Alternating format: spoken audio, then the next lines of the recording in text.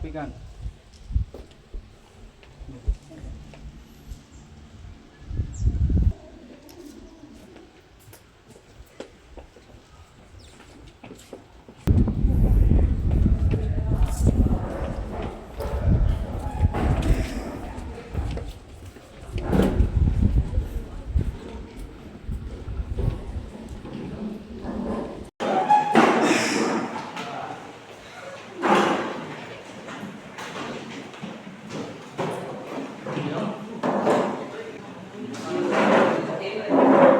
Assalamualaikum warahmatullahi wabarakatuh.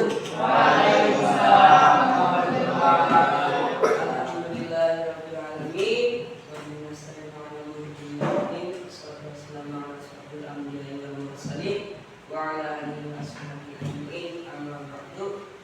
Allahumma sholli ala sayyidina Muhammad wa ala ali sayyidina Muhammad.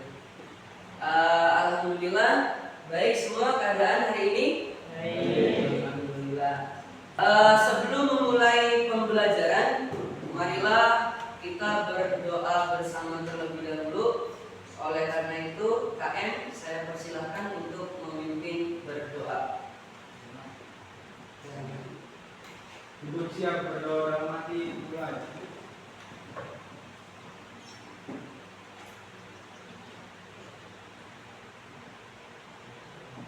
Selesai, beri salam. Assalamualaikum warahmatullahi wabarakatuh. Waalaikumsalam warahmatullahi wabarakatuh. Alhamdulillah, semoga setelah kita berdoa hari ini kita diberikan kelancaran dalam belajar, kemudahan, dan diberikan ilmu yang bermanfaat oleh Allah. Amin ya Allah ya Rabbal alamin. Ya, selanjutnya hari ini hadir semua? Hadir semua ya? Oke, tidak ada yang sakit ya? Alhamdulillah, gimana keadaannya? Baik? Baik. Alhamdulillah.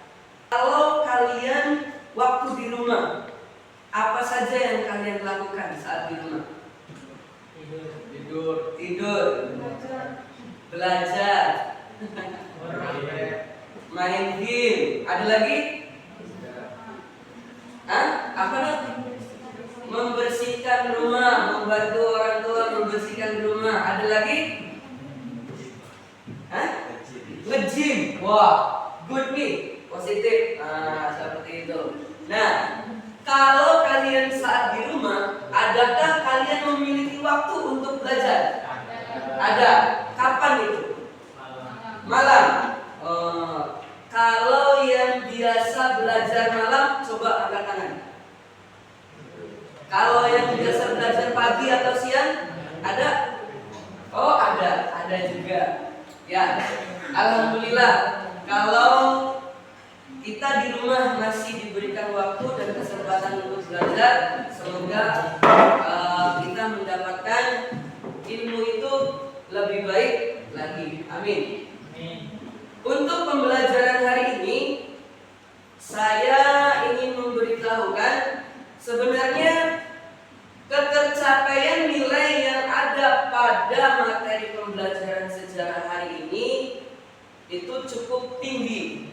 Tapi kita di sini sama-sama untuk belajar agar materi yang kita dapat hari ini bisa tercapai, sehingga nanti kalian tidak akan melaksanakan remedial ataupun pengayaan. Semoga materi yang kalian dapat hari ini nanti semuanya bisa mendapatkan nilai yang baik. Amin. Oke, saya ingin bertanya sesuatu kepada kalian. Mengapa kita hidup di bumi dipengaruhi oleh ruang dan waktu? Ada yang bisa menjawab? Mengapa kita hidup di bumi itu dipengaruhi oleh ruang dan waktu? Apakah ketika kita hidup di luar bumi, ruang dan waktu itu tidak ada? Ada. Apakah ketika kita hidup di luar bumi, ruang dan waktu itu tidak ada? Tidak. Oke. Walaupun kita hidup di luar bumi, kalau kita bisa hidup di luar bumi, ruang dan waktu itu tetap ada. Ya, ruang dan waktu tetap ada. Itu keterkaitan antara kehidupan manusia dengan ruang dan waktu. Sehingga manusia itu antara manusia, ruang dan waktu keterkaitannya itu sangat erat. Jadi itu keterkaitan manusia, ruang dan waktu. Oke, ini tujuan pembelajaran yang akan saya praktikan hari ini. Kalian bisa lihat ke depan. Tujuan pembelajaran yang pertama, peserta didik mampu mendeskripsikan pengertian manusia, ruang, dan waktu dalam sejarah. Selanjutnya, peserta didik mampu menganalisis keterkaitan manusia, ruang, dan waktu dalam sejarah. Peserta didik mampu menyimpulkan dalam sebuah tulisan mengenai keterkaitan konsep manusia, ruang, dan waktu dalam sejarah. Ya, oke. Saya ingin bertanya, apakah yang dimaksud dengan sejarah? Ada yang tahu? Boleh angkat tangan. Apa yang dimaksud dengan sejarah? Ya, Rizky. Sesuatu yang terjadi pada zaman dahulu. Sesuatu yang terjadi pada zaman dahulu. Bagus jawaban Rizky. Oke. Ada yang mau menambahkan? Ada yang mau menambahkan? Oke. Sejarah adalah peristiwa yang terjadi pada masa dahulu atau pada masa lampau, sekarang, dan masa yang akan datang. Itu yang disebut dengan sejarah. Manusia ya dengan ruang dan waktu itu tidak bisa dipisahkan. Kenapa? Tanpa manusia tidak akan pernah terjadi sejarah atau peristiwa. Karena manusia adalah pelaku utama atau tokoh dalam sejarah. Sehingga manusia, ruang dan waktu tidak dapat dipisahkan. Ya, jadi seperti itu. Selanjutnya, kalian sudah membentuk kelompok ya? Sudah membentuk kelompok. Oke, kalau kalian sudah membentuk kelompok, saya akan memberikan materi pada hari ini, yaitu materi tentang manusia, ruang, dan waktu dalam sejarah. Sejarah adalah peristiwa masa lalu yang telah diabadikan dan diceritakan oleh manusia. Sejarah tidak dapat dipisahkan dari 3 unsur yang penting, yaitu manusia, ruang, dan waktu. Manusia sebagai pelaku sejarah, ruang sebagai tempat terjadinya peristiwa sejarah, dan waktu sebagai dimensi yang menentukan urutan peristiwa sejarah. Jadi manusia itu sebagai pelaku sejarahnya, ruang itu sebagai tempat di mana kejadian sejarah itu, dan waktu itu sebagai dimensi atau kapan terjadinya peristiwa sejarah tersebut. Manusia, ruang, dan waktu merupakan unsur-unsur yang saling terkait dalam sejarah. Seperti tadi di awal ya.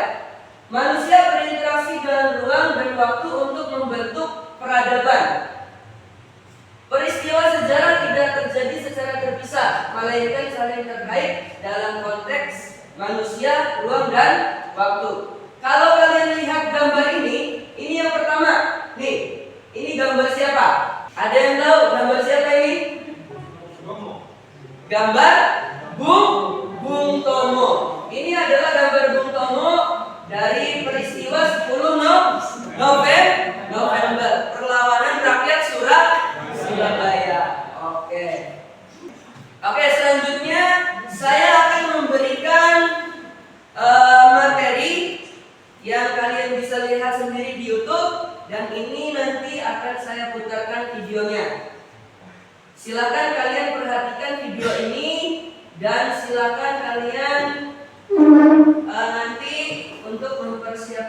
ya.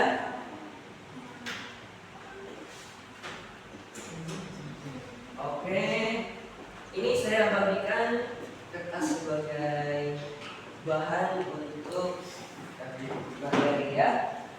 Oke,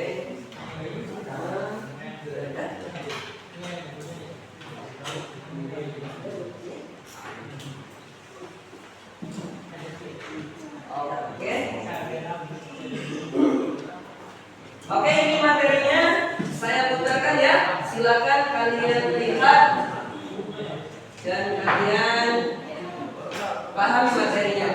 246. Ini adalah pertempuran habis-habisan yang dilancarkan kaum pejuang dan rakyat Bali melawan pasukan Belanda yang ingin berkuasa kembali. Puputan Margarana merupakan salah satu perang terdahsyat yang terjadi di Bali pada masa revolusi fisik. Perang ini dipimpin oleh Letnan Kolonel Infantri I Gusti Ngurah Rai. Puputan Margarana menjadi medan perjuangan rakyat Bali yang tidak ingin dijajah lagi oleh Belanda.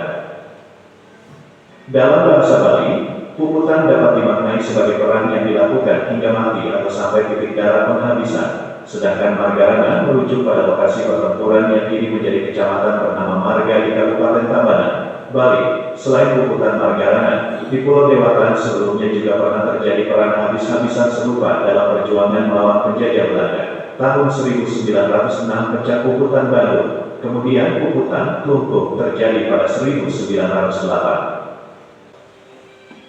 Untuk mengenang peristiwa heroik itu, di lokasi puputan Margarana kini berdiri tugu pahlawan Taman Pujaan Bangsa I Gusti Ngurah Rai pun ditetapkan sebagai pahlawan nasional oleh pemerintah Republik Indonesia. Ini materi video yang sudah disampaikan. Nah, dari materi ini, adakah yang mau bertanya atau ada yang mau disampaikan dari materi ini? Silakan, ada yang mau bertanya? Oke, iya. Abi, Apa sih yang dinamakan puputan? apa sih yang dinamakan puputan? Itu pertanyaan dari Abi. Apa sih yang dinamakan puputan? Teman-teman, ada yang bisa menjawab? Apa sih yang dinamakan puputan? Ada yang tahu? Hah? Ada yang bisa menjawab teman-temannya? Puputan adalah perang sampai titik darah penghabisan. Perang sampai titik darah penghabisan. Perang yang dilakukan sampai mati. Itu yang dinamakan dengan puputan. Dan itu puputan yang terjadi di daerah Bali. Ada lagi yang mau ditanyakan? Ada yang mau bertanya? Ya. Mengapa rakyat Bali bertempur dengan Belanda? Ada yang bisa menjawab temannya? Hah? Gimana? Oh, enggak jadi. Ada yang bisa menjawab? Fani? Ada yang bisa menjawab? Ada?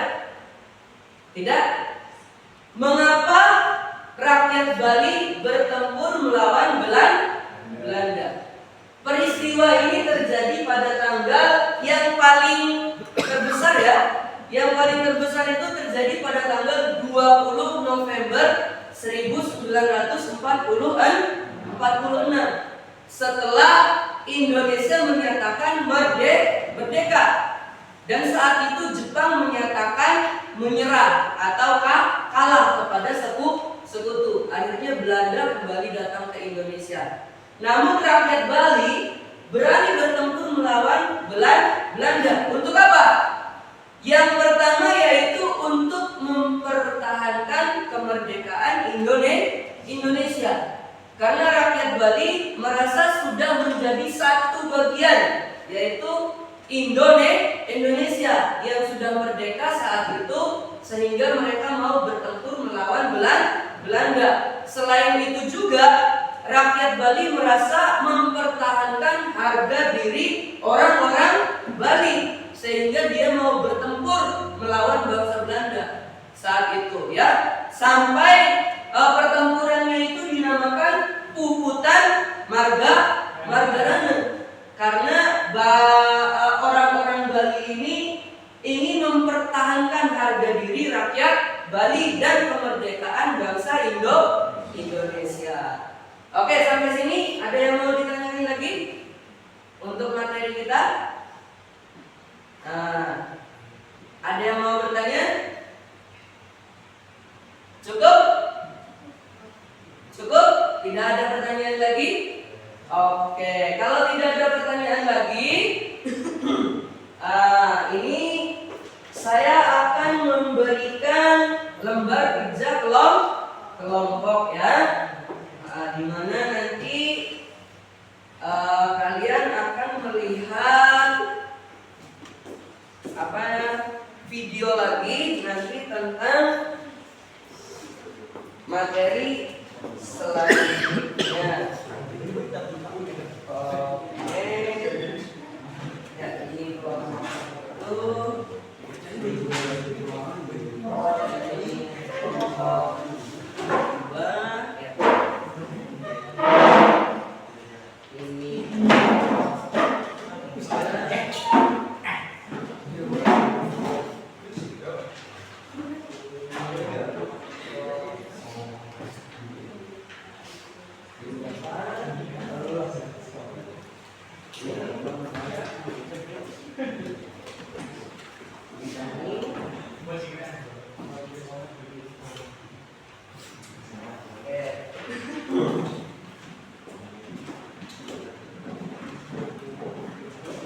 Ya, sudah didapatkan semua per kelompok sudah? Sudah, oke. Selanjutnya ini materi menciptakan sosial keluarga besar. Kali ini kita akan belajar menciptakan sosial keluarga besar. Tekan tombol mulai ya. Kamu sudah kenal Dodo ya? Dodo berasal dari suku Minahasa loh. Suku Minahasa berada di Sulawesi Tengah. Kali ini Dodo akan menunjukkan kepadamu silsilah keluarga besar. Kita lihat yuk. Ini adalah kakek Dodo. Dodo memanggil kakeknya dengan sebutan Opa. Opa Heru. Ini adalah nenek Dodo. Dodo memanggil neneknya dengan sebutan Oma. Oma Suci. Dodo memiliki ayah dan ibu. Ayahnya bernama Oto, sedangkan ibunya bernama Marini. Orang tua Dodo memiliki dua anak. Anak pertama adalah Ola, kakak Dodo. Anak kedua adalah Dodo. Oke, ya, itu materi tentang Dodo. Nah, tadi kalian sudah mendapatkan lembar kerja semua ya? Per kelompok sudah mendapatkan lembar kerja semua ya? Ya, di situ sudah ada bahan bacaan, ya, ada artikelnya juga. Nah, dari artikel, bacaan, terus contoh-contoh gambar yang ada di bahan bacaan tersebut, silakan kalian pahami ya. Di situ ada pertanyaan, buatlah silsilah keluarga besarmu hingga ke nenek moyang yang kalian ketahui. Seperti itu. Jadi silakan setiap kelompok nanti bercerita. Saya punya bapak, gitu ya, terus punya nenek. Nah, nenek atau kakek punya orang tua ini. Nanti dari keluarga yang paling ingin kamu angkat, itu keluarga siapa? Yang paling banyak silsilah keluarganya, seperti itu. Untuk membuat silsilah keluarga tidak harus menggunakan gambar seperti ini. Kalau kalian mau membuatnya dengan gambar boleh kan? Boleh, tapi kalau tidak, itu ada contohnya yang hanya menggunakan tulisan. Contohnya nama anak, gitu, namanya siapa. Terus bapak, ibu namanya siapa, seperti itu. Sampai sini bisa dipahami? Oke, silakan kalian kerjakan ya tugasnya.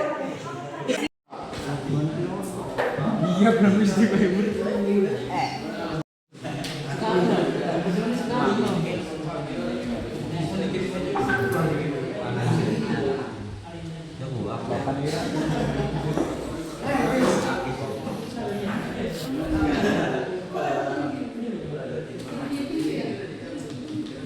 Ya, nggak apa-apa cari informasi. Boleh hubungi orang tua, boleh hubungi.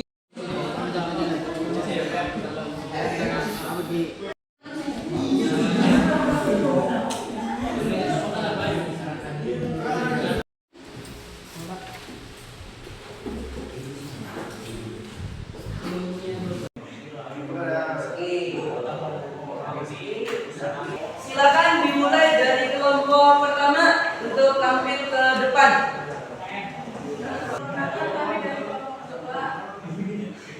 Di sini kami akan mempresentasikan silsilah keluarga kami. Silakan.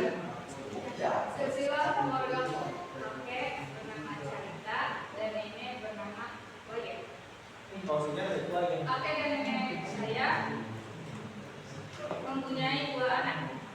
Yang pertama Wiri dan yang kedua Uci. Suami Wiri adalah Wanda dan namanya adalah Ulif. Suami Uci adalah Ulif. Dan ibu saya mempunyai 3 orang anak. Yang pertama Sumi, yang kedua Cynthia. Mereka berdua beristri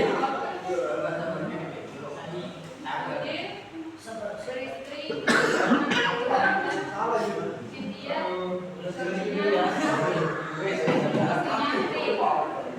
mereka berdua sudah mempunyai anak bernama Rofi. Yang kakak pertama sudah punya anak yang bernama Alicia, yang kedua Zaki, yang ketiga saya. Cukup? Oke, silakan ditunjukkan kepada kelompok lain. Itu silsilah keluarga yang didapat dari kelompok 2. Berarti berapa generasi itu? Ada 3 generasi, sama seperti kelompok pertama. Ya, berapa? Ada 4. Nah, ini kelompok 2 ada 4 generasi ya, lebih banyak daripada kelompok yang pertama. Nah, tadi 4 generasi di situ banyak ya. Ada nenek, kakek, buyut ya. Terus ada paman, ada saudaranya ya. Seperti itu. Kesimpulannya seperti ini. Seperti yang sudah kalian buat ya, itu dalam silsilah keluarga, bahwasanya kamu ketika membuat silsilah keluarga itu, kamu akan menemukan keterkaitan yang tidak dapat terpisahkan antara manusia, ruang, dan waktu. Siapa manusianya, pelakunya, yaitu kamu dan silsilah keluarga kamu. Ruang, di mana tempat terjadi atau lahirnya keluarga kamu, ya. Misalkan nenek dan kakek kamu itu lahir pada tahun berapa? Itu keterkaitannya dengan waktu dan berubah kepada orang tua kamu yang lahir di tahun berapa, ya kan? Lalu lahirlah kamu yang lahir di tahun berapa? Itu keterkaitan antara manusia, ruang, dan waktu. Jadi manusia, ruang, dan waktu itu tidak dapat dipisahkan. Seperti itu ya. Selanjutnya kalian saya beri waktu 10 menit. Kalian mengerjakan soal yang sudah saya buat ya. Silakan dimulai dari sekarang. Jangan lupa menulis nama ya.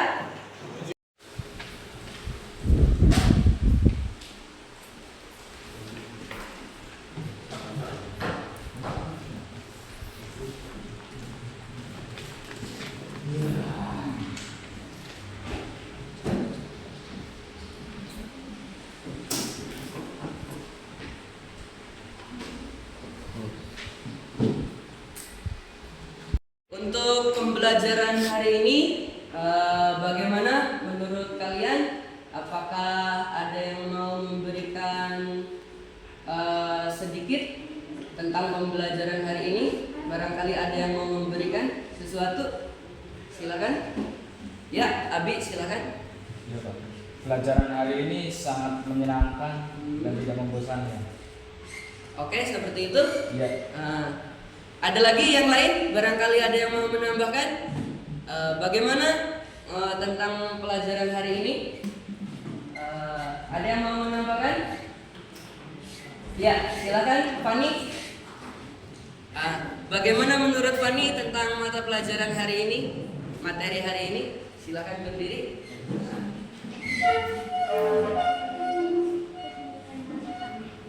Cukup menyenangkan. Terus? Oke, seperti itu ya. Ya, terima kasih untuk Fani. Semoga pelajaran hari ini seperti yang sudah diungkapkan dan dapat memberikan pemahaman materi yang seluruhnya pada kita semua. Oke, terima kasih. Evaluasi sudah selesai. Nanti untuk minggu depan, ya, pembelajaran yang selanjutnya kita akan mempelajari tentang sejarah, materi sejarah sebagai ilmu. Oke, seperti itu. Untuk mengakhiri kegiatan hari ini, ya, sebelum pulang kita berdoa bersama terlebih dahulu. Nanti disiapkan oleh KM. KM, silahkan disiapkan. Kita berdoa terlebih dahulu. Duduk siap sebelum pulang, mari kita berdoa. Berdoa dalam hati, mulai.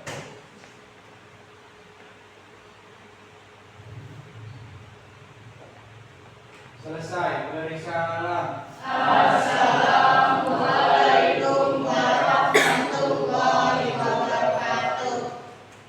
Terima kasih untuk pembelajaran hari ini. Semoga kita mendapatkan ilmu yang bermanfaat dari Allah Subhanahu wa taala. Amin ya Allah ya Rabbal alamin. Terima kasih. Hati-hati pulangnya. Semoga selamat sampai rumah masing-masing. Saya akhiri. Wassalamualaikum warahmatullahi wabarakatuh. Waalaikumsalam warahmatullahi wabarakatuh.